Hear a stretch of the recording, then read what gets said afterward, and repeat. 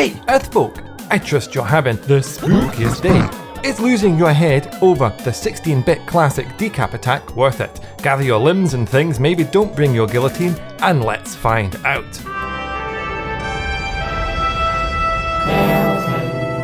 Hey, it's Melton, and I got a really good game for you this spooky season. But first, flip over the game's case and read the words on the back of the box.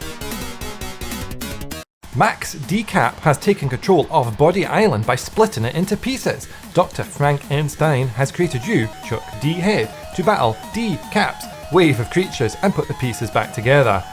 That's right, Decap is the villain in this game, and he's on the attack. Get ready for some bone-chilling action and my awesome gameplay skills.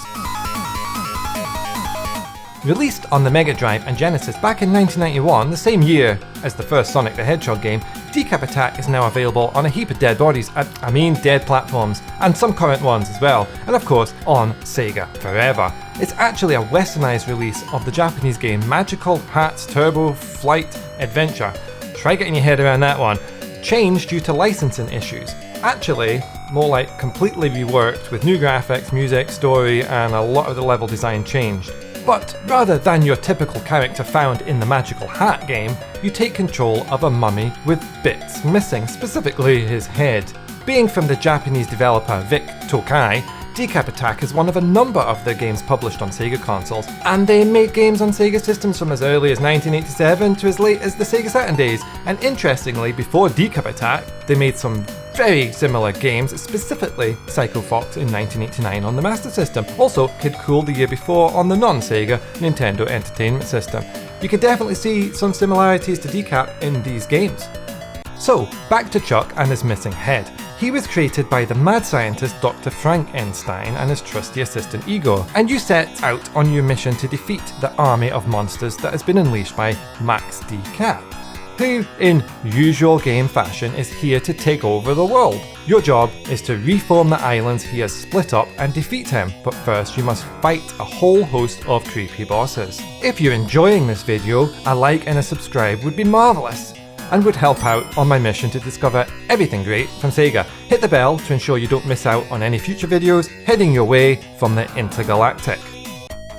You move Chuck side to side in linear fashion, keeping an eye on how healthy your heart points are up in the top left. And with a few lives, you battle your way through a total of 7 areas, and suitably named they are, such as Abdomen Land, Eye Land, and Last Leg Land. Chuck's lost his head, and all you got is your trusty face inside your torso. But don't worry, you can smash your face into enemies until you find one of the statues containing a skull which fits nicely on top of Chuck's shoulders and becomes the game's best attack.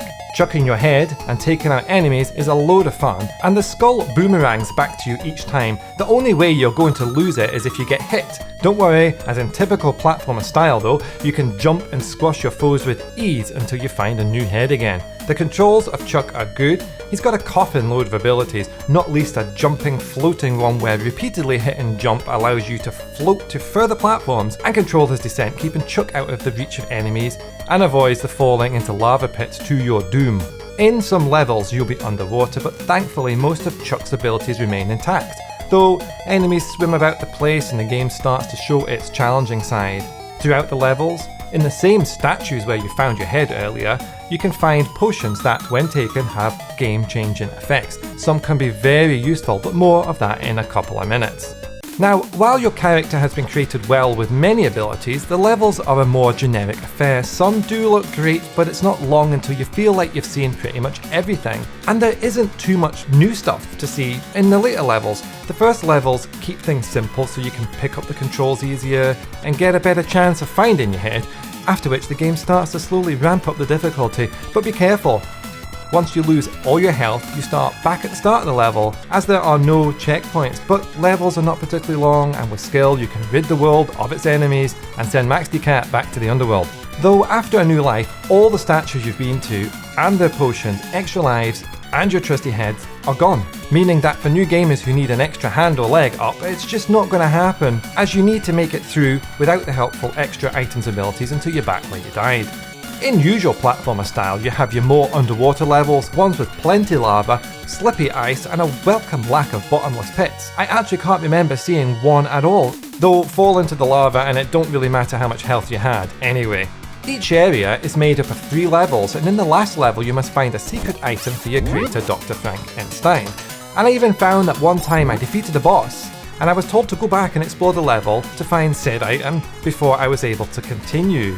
Most bosses are pretty easy and are well animated, but this mole at the end of the area, Pumpington, who to me seems a little out of place. I mean, how is a mole with sunglasses fitting the theme? I don't know. Well, let me tell you, this boss is one tricky son of a severed limb. The projectiles are a killer and seem almost impossible to avoid. This is where your potions I mentioned earlier come into play. Available at a simple press of a button, you bring up an undead goods shop full of helpful stuff, including the ability to send massive damage to annoying bosses, making the difficulty spike with Mr. Mole a bit easier, although if you are out of potions at this point, you are out of luck.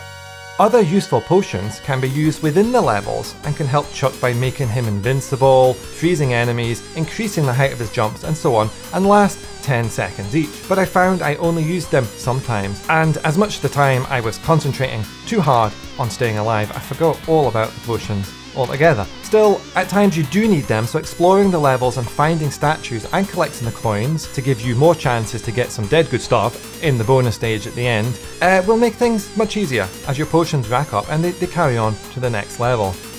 Did you know Decap Attack even had his own comic strip, appearing in a number of the issues of Sonic the Comic? One thing I really like about this game is the creativity the developers put into it. Animations are great and most of the music is suitable with creepy horror themes. But like much of the game itself, the music becomes repetitive. Now, that's either maybe a good thing as some of the tunes are catchy, but I'd like to have heard more variety throughout. The sound effects are okay, to good maybe, at best, with most sounding nice and creepy, but a few you'll hear over and over sounding very loud and a bit low fidelity.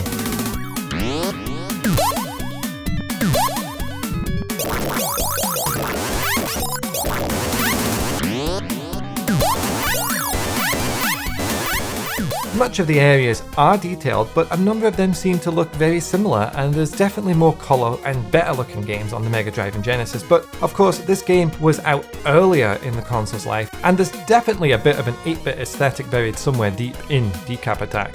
On Sega Forever, the game runs quite well, but like most of the games on Sega Forever's mobile service, it doesn't play quite as good as the originals. And you are more likely to find some graphical and sound issues, but this does really depend on the type of device you are using. In the ones I tested, there was a little bit of audio lag, but the controls still felt good and very playable and the graphics looked great. The on-screen controls take a little bit to get used to, and they do make the game a little bit more difficult, and I find it hard to recommend this way to play if instead you can attach your own controller to the device, which is what I prefer to do. As always, linking a controller and playing the game on something bigger than a phone, like a tablet, is the best way to play. Check out the card above to watch my full thoughts about Sega Forever and find out more on this free-to-play service. And that brings us to Fun Factor.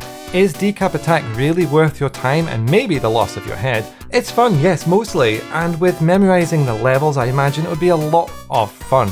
I enjoyed a lot of the more vertical levels where controlling Chuck's floating downfall was great fun and added a bit of variety. Also quite fun were the chase levels where you have to keep going right to avoid instant death and make use of Chuck's head by unleashing hell on all enemies in your way. My main gripe with the game is the enemies themselves though. Being taken from the Magical Hats game that Decap Attack is based on, much of the enemies are similar in style, just with a little reskinning here and there to make them fit the game a bit more. I would have liked to have seen, a bigger effort to make them even more undead creature-like. And these enemies, unfortunately, when dispatched of, are not dead forever. As soon as you are back in the same area again, they have already respawned. Literally, you can kill an enemy, fall down the screen a bit, and they've respawned straight away. So you'll be seeing a lot of the same enemies and defeating the same ones over and over to proceed, and some are tough, like these fish, which I think are the most annoying in the game for me. My advice is to try to avoid many of the enemies like this ones, if you can, as they don't drop any items or reward you points, so what's the point? Even in later levels, you'll be fighting the same enemies again, and I was surprised that in the last level of the game, I was fighting many of the same ones as in the first level of the game. And more times than I'd like to remember, they were placed in almost impossibly avoidable locations, often just off the screen, but directly in the way you're going to be heading. That kind of brought my enjoyment down a bit, losing lives so easily. Now, while the game does lack some of the variety needed to put it on the same level as classic platformers like Sonic, Mario, Aladdin, and Mickey Mouse, and so on, it gets a lot of things right, don't get me wrong, and the pretty unique story and art style definitely makes it worth playing. Let's put a score on this game. Get ready.